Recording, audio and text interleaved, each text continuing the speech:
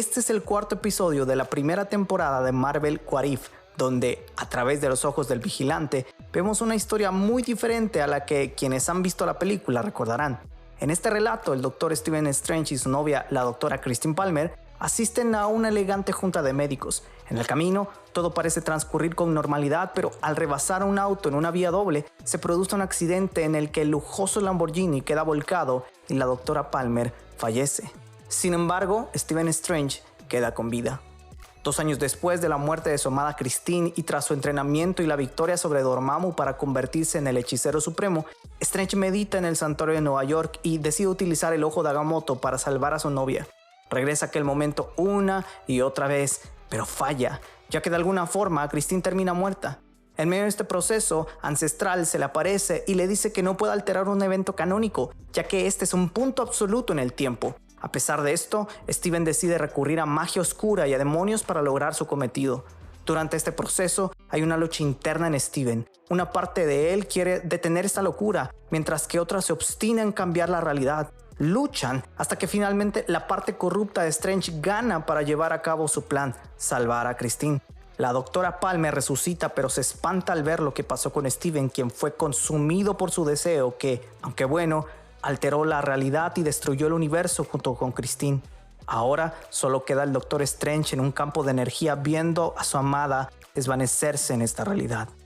Cualquiera podría tomar esta historia y mostrar la postura filosófica del determinismo, pensando que estamos condenados a un destino que, por cruel que parezca, se cumplirá sin importar nuestras acciones. Sin embargo, para el cristiano hay una salvación que nos libera del cruel destino que el determinismo plantea, y esta es la perfecta voluntad de Dios. Del dicho al hecho hay mucho trecho. Bienvenidos a Doxia Praxis, un podcast pensado para cristianos, hecho por cristianos que quieren caminar juntos hacia una fe con obras, una fe en acción. La verdad de Dios se admira todos los días. De nuevo, Obed González con ustedes en este su podcast donde la teología y la vida diaria cobran sentido. En esta ocasión estaremos meditando acerca de la voluntad de Dios, un tema que no solo entra en nuestro estudio de teología propia para neófitos, sino que además ha sido distorsionado por diversos motivos. Así que, ¿qué te parece si empezamos? La ortodoxia. En teología, a este atributo también se le llama los decretos de Dios, pero para nuestro estudio me parece mejor llamarlo la voluntad de Dios.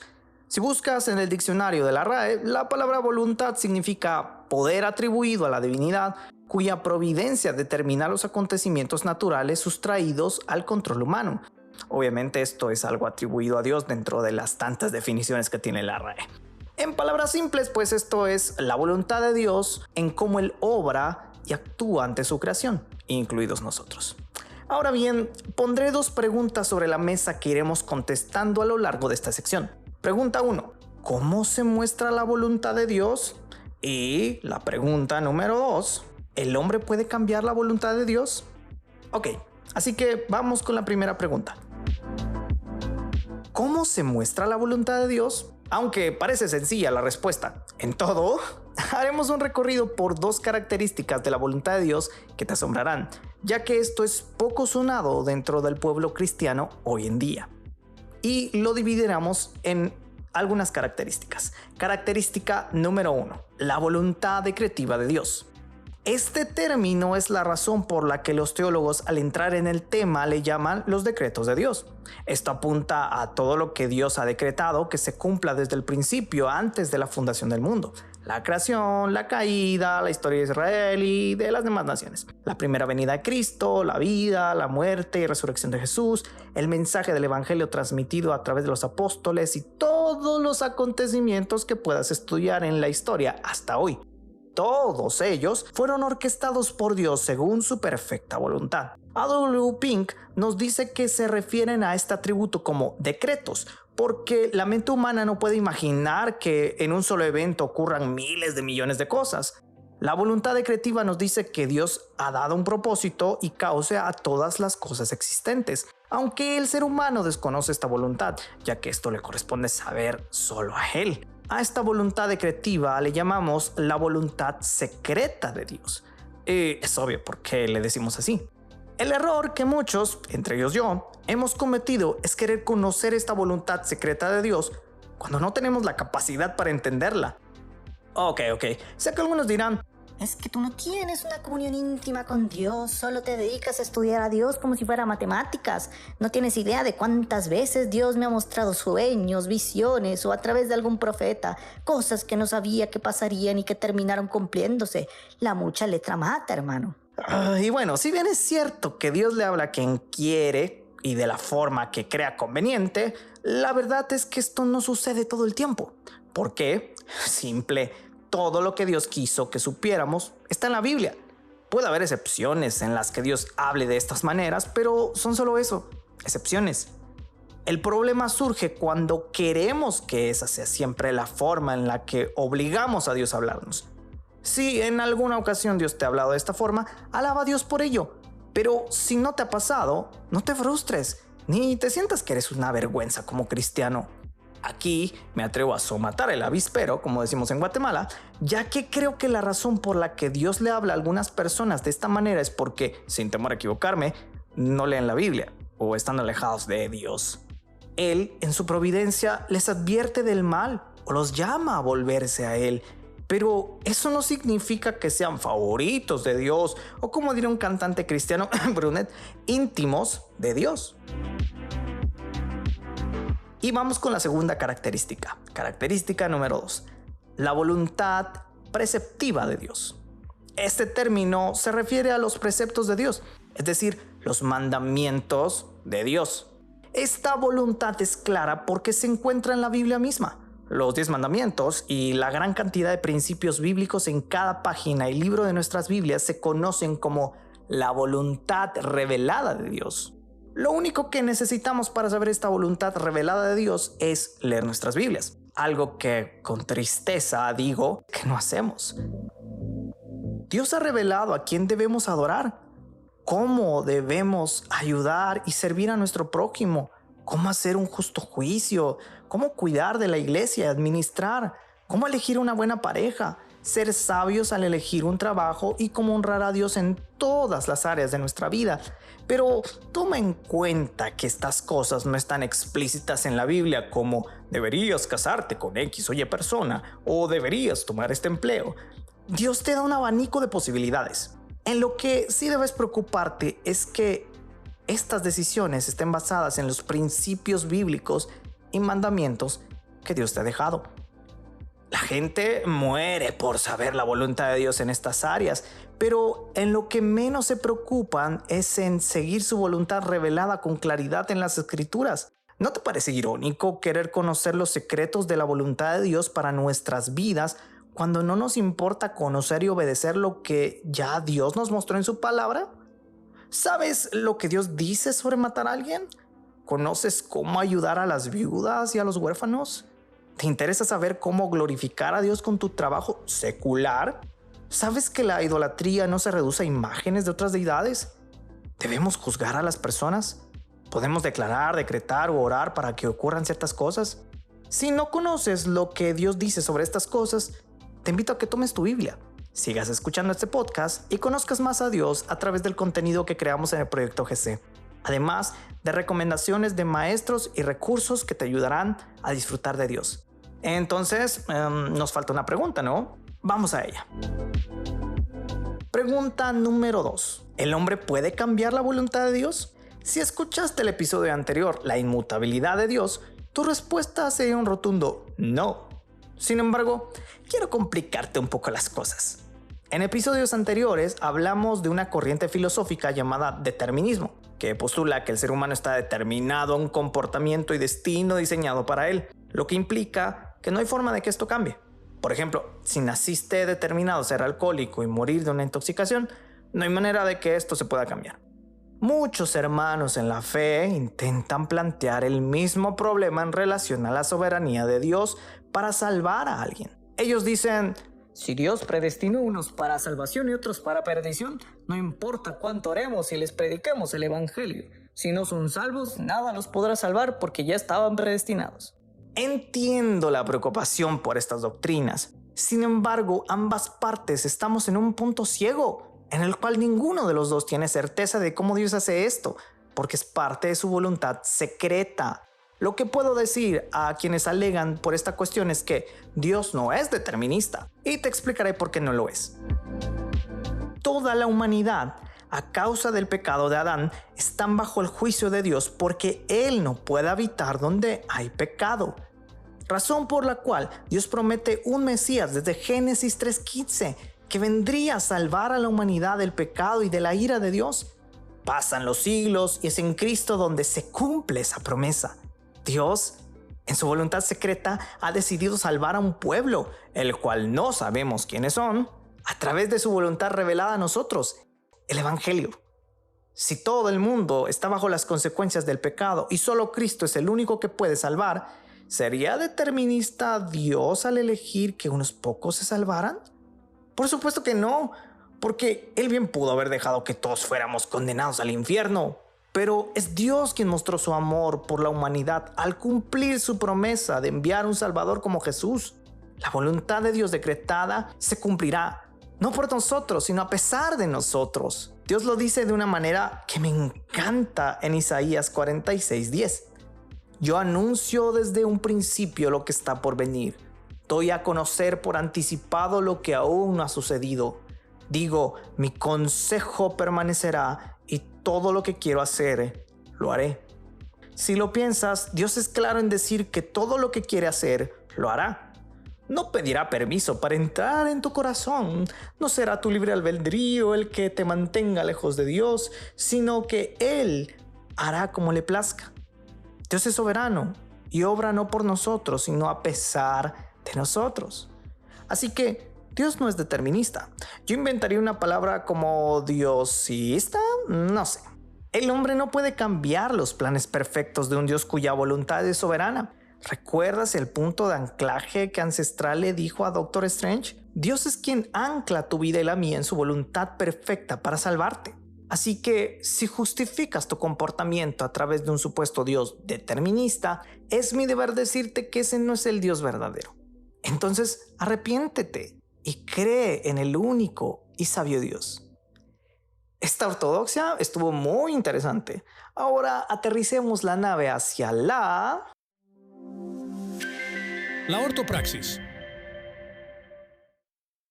Sé que esto ha sido bastante, así que toma unos momentos para respirar y procesar lo que has oído.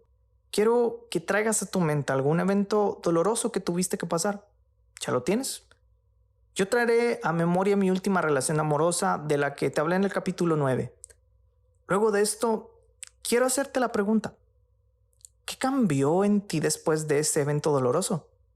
A mí me permitió conocer al Dios que decía conocer, pero que al fin de cuentas no era cierto. ¿Y tú? ¿Te hizo más empático? ¿O te volvió duro y cruel? ¿Te ablandó el corazón para escuchar el Evangelio? ¿O te amargó de tal manera que piensas que Dios es tu enemigo? Lo sé, de seguro te abruman tantas preguntas, pero mi intención es mostrarte que muchas de las emociones que vinieron a ti son el producto de cómo ves a Dios y a su voluntad ante ese evento.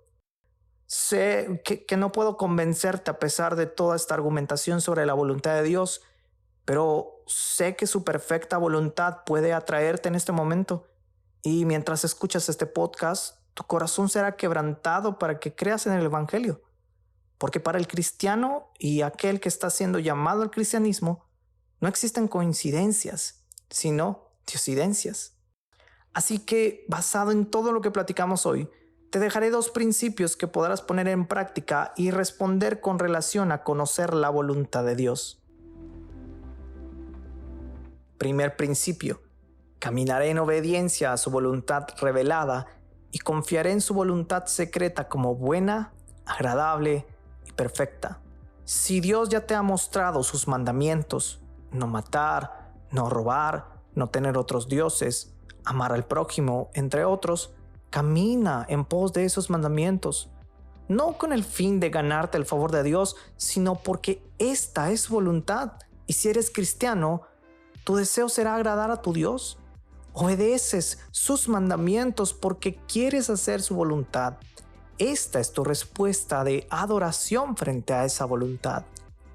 A medida que vayas leyendo tu Biblia y conozcas la perfecta voluntad de Dios, aquellas preguntas sobre el futuro, matrimonio, familia, trabajo, ministerio, dejarán de ser tu obsesión por conocer, aprovechando bien lo que has aprendido.